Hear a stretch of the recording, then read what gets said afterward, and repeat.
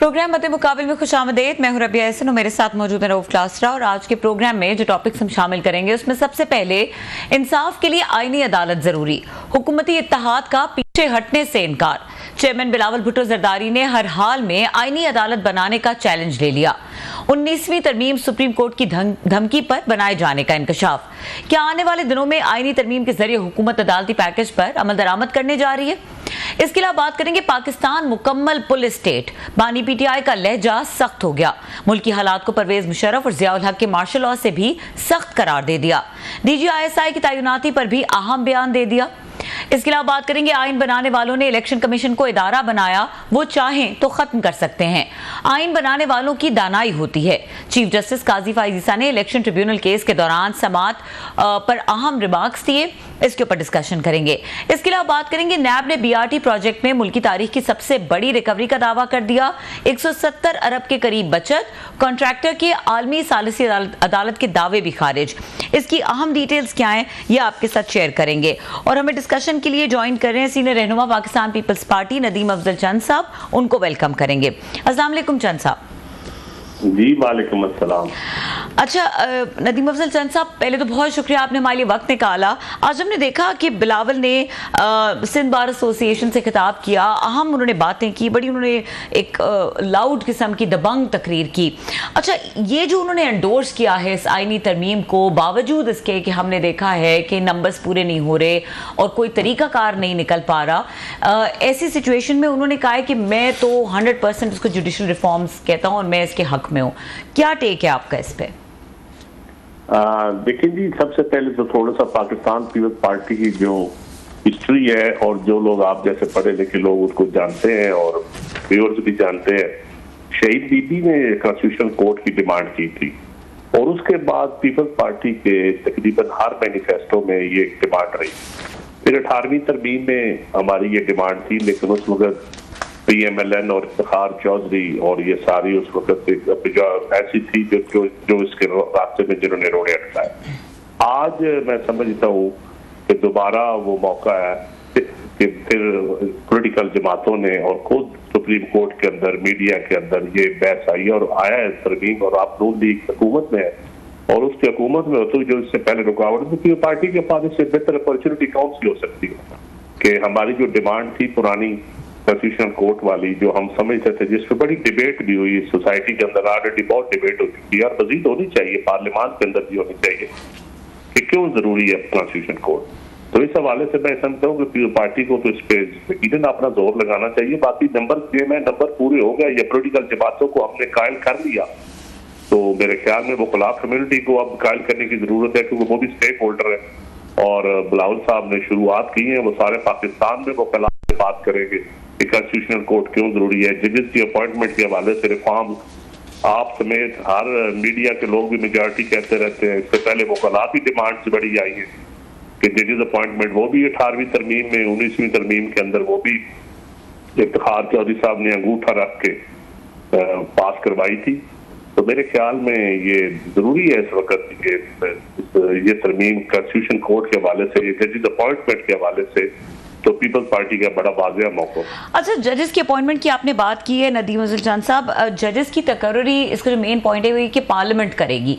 बिलावल भुट्टो ने भी आज कुछ रेफरेंसेस दिए कि अमेरिका और दीगर मुल्कों में इस तरह होता है कि पार्लियामेंट डिसाइड करती है कि जजेस की अपॉइंटमेंट कैसे होनी है।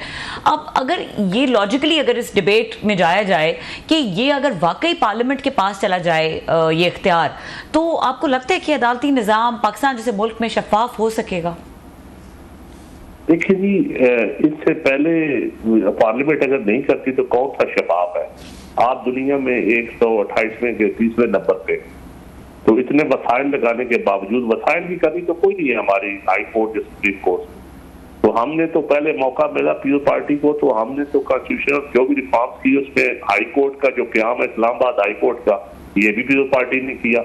इससे पहले भी हम जजेस अपॉइंटमेंट पे देखे, हम तो इससे पहले वाला जो निजाम था उस पर तो फिर प्रेसिडेंट का या प्राइम मिनिस्टर का इनपुट शामिल होता था, तो हम तो प्रेसिडेंट या प्राइम मिनिस्टर वो हमने खुद 18वीं तरमीम में कदम किया, पार्लियामानी कमेटी के हवाले किया, जिसमें 4 मेंबर अपोजिशन और 4 मेंबर हस्ब इक़्तिदार, सिर्फ हस्ब इक़्तिदार या हुकूमत वक्त के हवाले हम जजेस अपॉइंटमेंट नहीं कर रहे।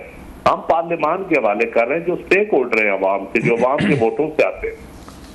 आप ये क्वालिटी ऑफ पार्लियामान के ऊपर डिबेट आप कर सकते हैं, लेकिन आप इस तरीकाकार पे डिबेट मेरे ख्याल में आपको हमायत करनी चाहिए सारी सोसाइटी को कि हमारी इससे पहले चैम्बर्स के जजेस, चंद हाई कोर्ट का जो चीफ जस्टिस होता है या वो कोटा लेता है, फिर सुप्रीम कोर्ट का जज कहता है मेरे बंदे नाम डालो दो, कोई सदर कहता है मेरे बंदा एक डाल दो, चैम्बर्स पे आ जाते हैं, मैं क्या बकौलाद मैं नाम नहीं देता, बड़े बड़े सीनियर रिश्तेदारियां आप देख लेना फैमिलीज के अंदर। आप पुराने वसीम अहसन शाह से, खोसा से, साकिब निसार से शुरू होते हैं, आपको फैमिली डोमिनेट नजर आती है जजेस के। तो मेरे ख्याल में जजेस की अपॉइंटमेंट पे बड़ी एक तफसीलन गुफ्तगू होनी चाहिए, इस पे डिबेट होनी चाहिए।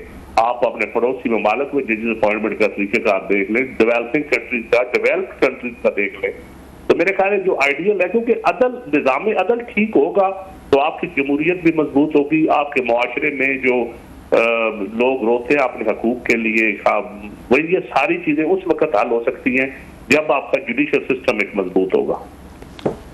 जी चंद साहब बहुत शुक्रिया सर, आपने टाइम निकाला, बड़ी अहम बातें आपने रीजनेबल लॉजिकल की हैं, लेकिन 2-3 सवालात उठते हैं सर। आपने कहा कि जुडिशियल सिस्टम ठीक होगा तो मुल्क भी ठीक होगा, बिल्कुल ठीक कह रहे हैं, आइडियली तो ये कुछ होता है, लेकिन हमने देखा है कि यहाँ पे तो जो अदालत ये मेरे हक़ में फ़ैसला कर दे वो बहुत अच्छी है, आपके हक़ में कर देगी तो मैं कहूँगा ये तो चमक का नतीजा है। आपको याद होगा मैं चमक क्यों कह रहा हूँ।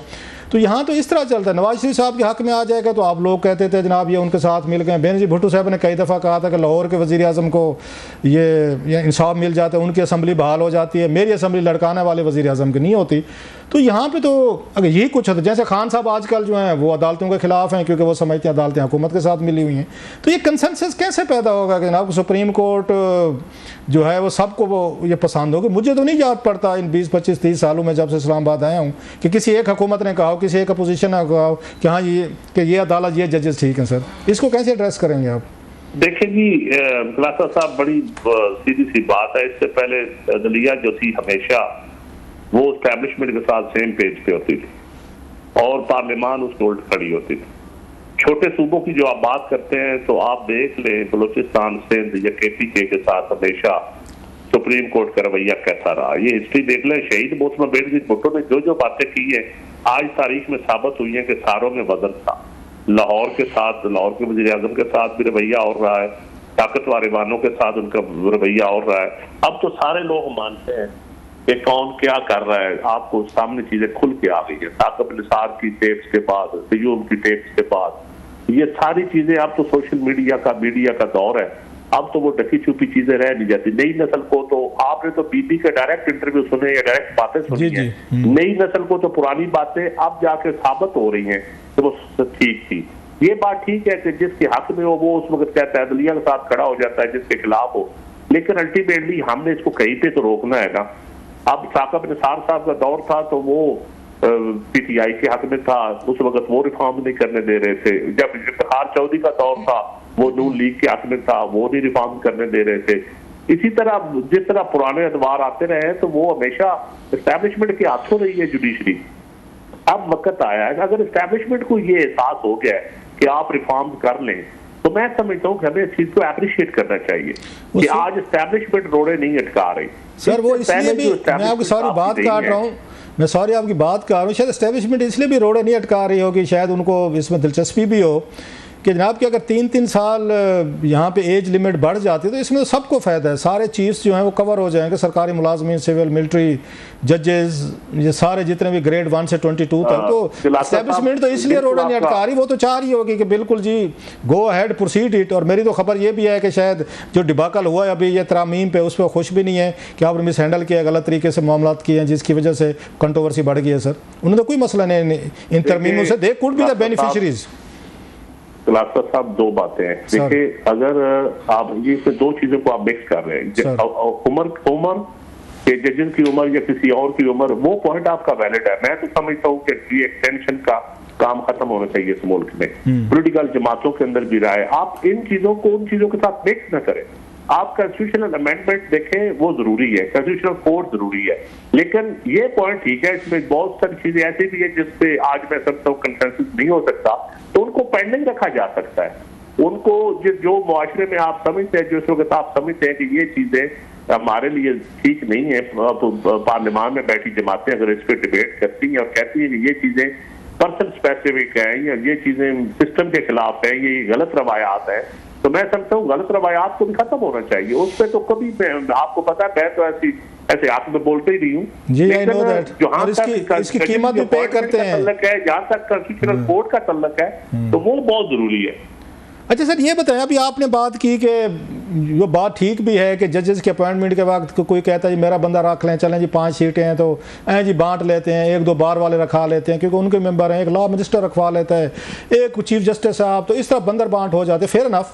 लेकिन हमने ये देखा है सर कि अगर आप ये सिस्टम करते भी हैं, जो कि होना चाहिए फेयर इनफ, कि आपकी पार्लियामेंट सुप्रीम है और यहीं से नॉमिनेशन सब कुछ, लेकिन आप लोग नहीं करेंगे, जो हुकूमत होगी वो फिर वहाँ पे अपने हाउस में नहीं इसी तरीके का करेगी का पोजीशन, और आपके लोग जो मतलब एक पीपल्स लहर फोरम का जनाब, कि आपके भी तो ग्रुप्स हैं वकला में, एक इंसाफ जो फोरम है, इमरान खान साहब का ग्रुप है, हामिद खान साहब वाला है जो उनको हट, ऐसे नवाज शरीफ साहब के ग्रुप्स हैं, तो हर कोई तो अपने अपने ग्रुप्स को, वकीलों को, वो बार के सदूर को साथ मिला के वो तो उनके बंदे रखेंगे जो कल को हमारे लिए प्रॉब्लम पैदा ना करें। सो ये पोलिटिसाइजेशन तो हो जाएगी, पार्लियामेंट में आएंगे तो तमाम तीनों पार्टी, इमरान खान साहब होंगे या नवाज शरीफ साहब या आपके ये बिलावल साहब, तो आप लोग अपने बंदे नहीं वहां पे इंडक्ट करेंगे सर? राजा साहब, आप जितना पार्लियामान को या पार्लियामानी कमेटी को जितना आप कवर करते रहे सर, बहुत कम तजिया नगार होंगे जिन्होंने वो रिपोर्टिंग की होगी जी। आप बेहतर समझते हैं कि पार्लियामान के अंदर जब कमेटी सिस्टम ओपन होता है, हाउस ओपन होता है,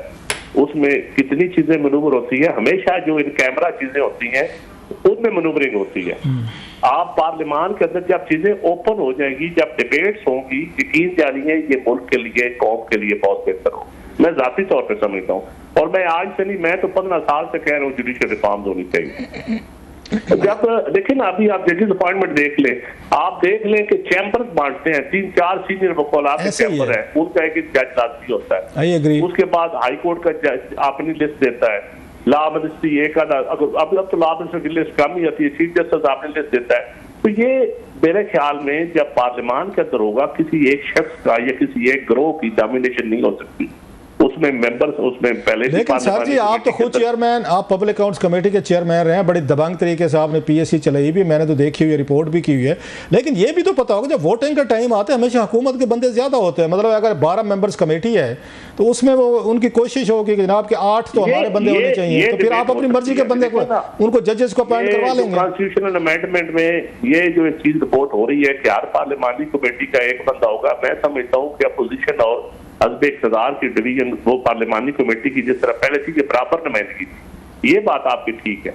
या तरीकाकार आप देखें, ट्रांसपेरेंट कर ले, मजीद ट्रांसपेरेंट कर ले, लेकिन किसी एक शख्स के या किसी एक इदारे के हाथ में नहीं रही चीजें रहनी। लेकिन सर ये बताएं चांद साहब, हमने माजी में देखा है, पिछली, मेरा ख्याल है मैं गलत नहीं कह रहा, 3-4 हुकूमतें निगरान बनने लगी, जब कोई एक तो मुझे बता दें पिछले 2000 मेरा ख्याल है 8 के बाद कोई एक यहाँ पे निगरान हुकूमत, अपोजिशन लीडर और प्राइम मिनिस्टर ने बैठ के खुद आपस में तय करके बनाई हो, कंसेंसस पे की हो अपोजिशन और हुकूमत ने?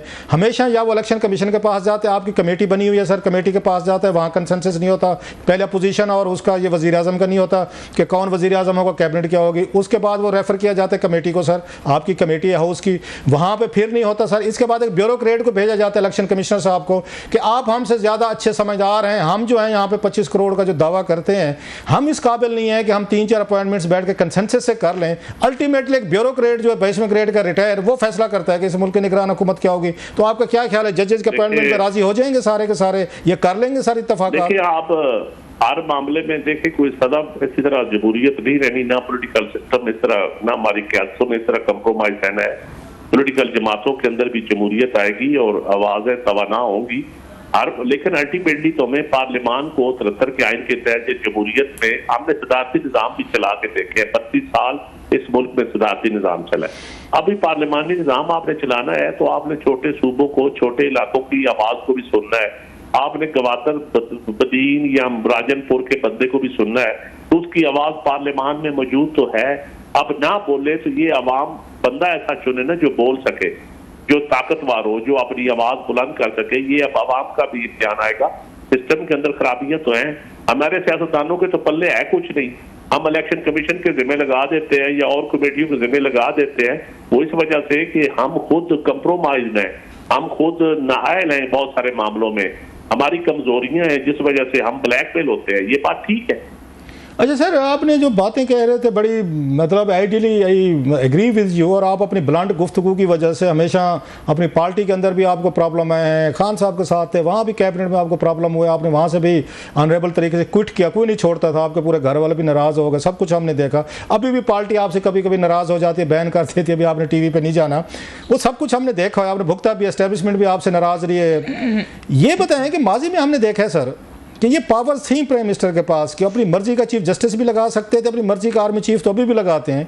बेनजीर भुट्टो साहब ने चीफ जस्टिस ये सजाद अली शाह साहब को लगाया था कि जनाब की सिंध से हैं, चले उन्होंने नवाज शरीफ साहब की हुकूमत को रिस्टोर नहीं किया था, 93 वाली जो जस्टिस वो नसीम हसन शाह साहब वाली वो थी, तो फिर वो भी तो आपकी पार्टी के खिलाफ हो गए थे, खड़े हो गए थे, और उन्होंने बेनजीर भुट्टो साहब की हुकूमत तोड़ने पर उनको एंडोर्स कर दिया था। नवाज शरीफ साहब ने हर दफ़ा अपनी मर्जी के उन्होंने वो लगे आर्मी चीफ लगे, उन्हीं के हाथों डिसमिस हुए, जेल में गए। जुल्फ़िकार अली भुट्टो साहब ने उन्होंने जनरल ज़िया को 7वें नंबर से लगाया, वो जो कुछ हुआ हमारे सामने। सो ये माजी में तो इतनी एब्सोल्यूट पावर्स थी आपके पास, इसके बावजूद बंदे ऐसे हैं जिन्होंने पूरा सिस्टम डिरेल किया, प्राइम मिनिस्टर भी हैंग हुए, जेलों में गए। तो अब क्या इससे डिफरेंस बनेगा कि प्राइम मिनिस्टर या आपकी पार्लियामेंट अपनी मर्जी के बंदे लगा लेगी? पीपल्स पार्टी ने कभी अदलिया पर हमला तो नहीं किया ना, बेशक जो भी हुआ सजाए मौत भी हुई, हमने हुकूमतें भी गई, लेकिन हमने कभी अदलिया पर चढ़ाई नहीं चढ़ी। हमने कभी धरना डी चौक में पार्लियामान के सामने या सुप्रीम कोर्ट के सामने धरना नहीं कभी दिया।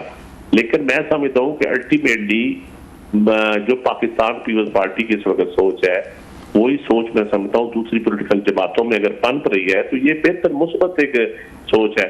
तो मैं समझता हूँ पीटीआई समेत तमाम जमातों को एंगेज करके पार्लियामान, देखिए खिलाफत साहब हमारी हिस्ट्री तो अच्छी नहीं है बहुत सारे हवालों से, ये आपकी बात ठीक है, लेकिन हमने उन चीजों से सीखना भी तो है, उन चीजों को हमने बेहतर भी तो करना है, उन चीजों से अपॉर्चुनिटी से, उस क्राइसिस से हमने अपॉर्चुनिटी भी तो आगे गेन करनी है। तो मैं समझता हूँ कि आप बेस्ट मौका है इस वक्त, एक क्योंकि सोसाइटी के अंदर ये बहस छिड़ गई है, पार्लियामान के अंदर छिड़ गई है, जरूरत है।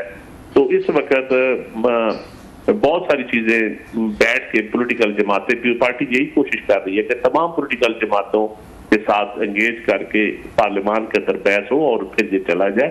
और कॉन्स्टिट्यूशन अमेंडमेंट, जजेस अपॉइंटमेंट, कॉन्स्टिट्यूशन रिफॉर्म्स आप कह लें, आप जुडिशियल रिफॉर्म कह लें, लेकिन बहुत सारी चीजों पे जिन पे इतराज है उन पे बहस की जा सकती है, उनको मॉडिफाई किया जा सकता है, मजीद मॉडरेट किया जा सकता है। आपसे बड़े अरसे बाद क्योंकि बात हो रही है तो लिहाजा एक मैं थोड़ा सा कोई फरवरी मार्च की एक बात पूछ लूँ कि ये खान साहब से या अडयाला जेल में मुलाकातियों की एक लिस्ट आई थी, तो उसमें एक नदीम अफजल नाम भी था, तो हम तो सब एक ही को जानते हैं। ये आप थे कोई बिलावल भुट्टो साहब का पैगाम रसानी, ये कौन थे? आप नहीं थे? मुझे अगर मुलाकात करने दी जाए तो मैं तो जरूर करूंगा, मुझे कोई अफवाह नहीं है, मैं पॉलिटिकल लीडरों से मिलने से ना कभी डरता हूँ। तो मैं जब जरदारी साहब जेल में थे तो मैं प्राइम मिनिस्टर का स्पोक्स पर्सन था, तो मैंने इमरान खान साहब कहा मैंने जरदारी साहब को मिलने जाना, उनका जाए आप, लेकिन उस वक्त जनरल फैज ने मुझे नहीं मिलने दिया था, जरदारी साहब पेंस में थे। तो मैं बात सुने, वो मैं नहीं था, वो जेल के कोई नदीम अफजल साहब है, मैं नहीं। मतलब हमसाए हैं आपके, कुछ ज्यादा दूर आप भी नहीं है ना सर? मतलब नहीं, मैं हमसाए हैं, नदीम अफजल तो है नहीं। अच्छा आज मतलब आपने कहा कि जनरल फैज ने मना कर दिया था कि जरदारी साहब जेल में है, नदीम अफजल चांद साहब नहीं मिल सकते, अल्लाह का करम, मतलब क्या कहना, कारमा कहना चाहिए। आज वो बेचारे खुद बस देख ले, मैंने खुद मैसेज किया था, आज भी मेरे पास मैसेज महफूज है। तो मैंने जनरल फैज को मैसेज किया, मैंने कहा मैं प्राइम मिनिस्टर से मैंने इजाजत ली है, तो प्राइम मिनिस्टर कह रहे हैं आप मिल लें, तो आप मुझे मिलने में फैसिलिटेट करें। तो उन्होंने क्या जवाब दिया था? उन्होंने क्या जवाब दिया था? बस उसने क्या जवाब दिया था, उसने आगे गोली करवा दी। तो आप वैसे क्योंकि डेमोक्रेट आदमी है, अगरचे ये थोड़ा सा मुश्किल सवाल है लेकिन आपसे किया जा सकता है, बहुत सारे लोग तो ये जो सुन रहे होंगे वो कहें कि नदीम अफजल चांद साहब को क्या जरूरत थी DGISI से पूछते जब उनको प्राइम मिनिस्टर ने अलाउ कर दिया था? आपको पता है कि जेल में मुलाकात उनकी मर्जी के बगैर नहीं हो सकती। तो सर आप जाते नहीं, नदीम भाई आप जाते जेल हुकाम को कहते मैंने मिलना है, वो कहते नहीं मिलने देते। नहीं सर, आप प्राइम मिनिस्टर को रिपोर्ट करते, आप प्राइम मिनिस्टर को रिपोर्ट करते कि सर मुझे नहीं मिलने दिया गया।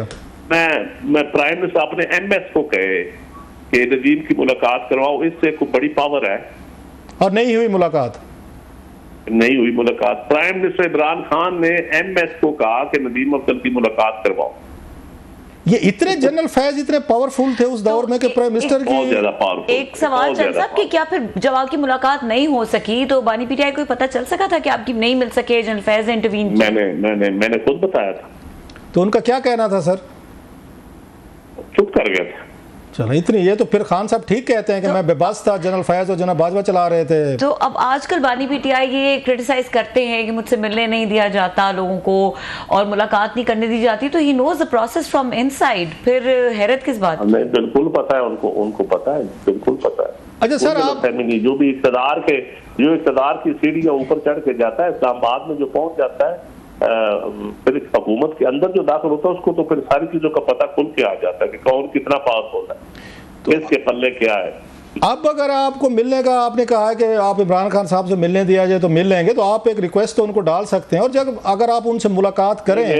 मेरी पार्टी अगर कहेगी, मेरी पार्टी कहेगी तो मैं जरूर मिलूंगा। नहीं तो आप पार्टी से नहीं, आप अपनी पार्टी से इजाजत नहीं ले सकते बिलावल साहब से, जरदारी साहब से, जैसे आपने इमरान खान से ले ली थी सर? हमारी डिस्कशन ये साहब कुछ बातें जो कबल वक्त करनी चाहिए। अच्छा चलें, एक मतलब है, हम अज्यूम करते हैं आपकी मुलाकात होती है खान साहब से, आप उनके कैबिनेट में रहे और आपने हमेशा बड़ा एक अच्छा म्यूचुअल रिस्पेक्ट रखी है, उस वक्त बात करते थे। आपको जब कैबिनेट में था, मेरी बात सुनिए, आज सारी कैबिनेट मौजूद है सर, पूछ ले, मैं कहता था सियासी लीडरों की नकलें ना लगाएं, सियासी लीडरों को अच्छी जबान इस्तेमाल करें, पॉलिटिकल लोगों से डायलॉग करें, पॉलिटिकल लोग बड़ी पार्टियों से डायलॉग जरूर करें ताकि छोटी पार्टी हुकूमत चलाने में ब्लैकमेल ना करें।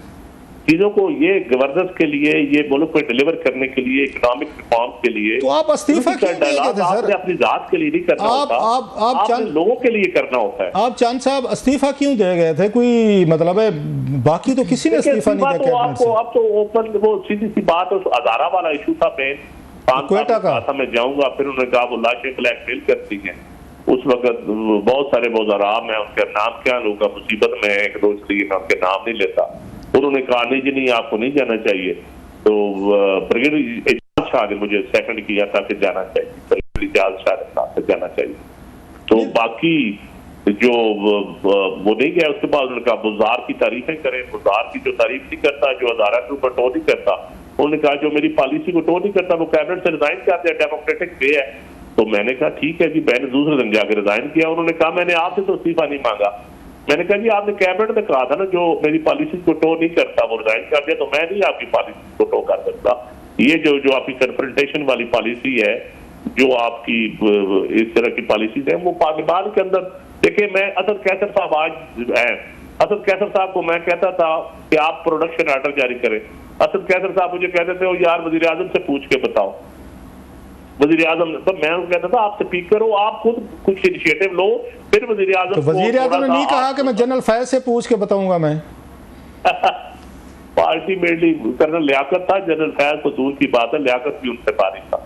नहीं, उन पे वो कहते पार्लियामेंट को कर्नल लियाकत साहब चलाते थे, जो बातें आती हैं उनके नाकदीन कहते हैं, चलाते थे, हाजिरियां लगाते थे लोगों की हाजिरियां पूरी करते थे। ये MNAs की स्पीकर और सेक्रेटरी के चैम्बर में बैठे होते थे।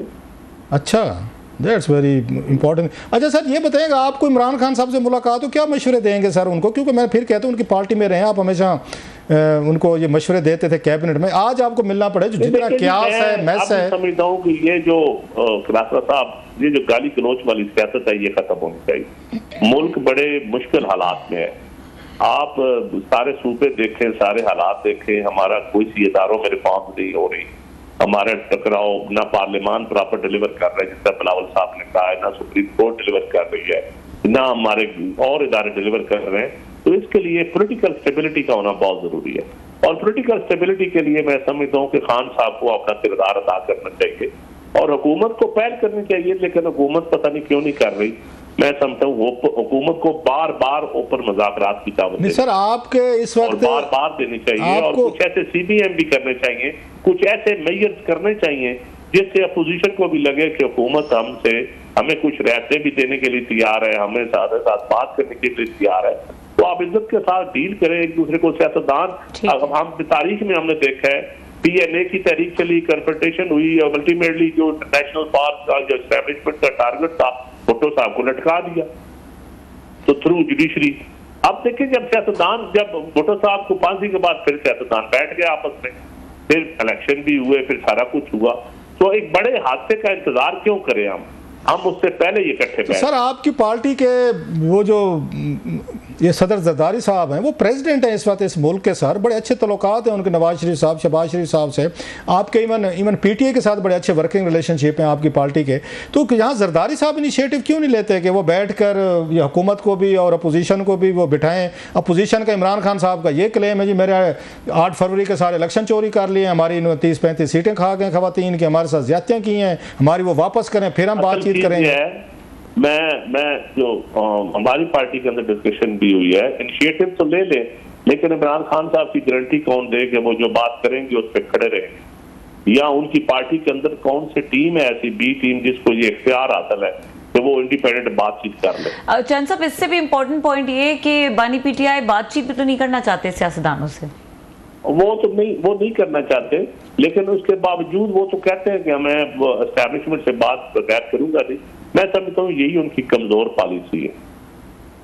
चलें सर, बहुत शुक्रिया आपका, थैंक यू वेरी मच, आपने ज्वाइन किया सर, ग्रेटफुल।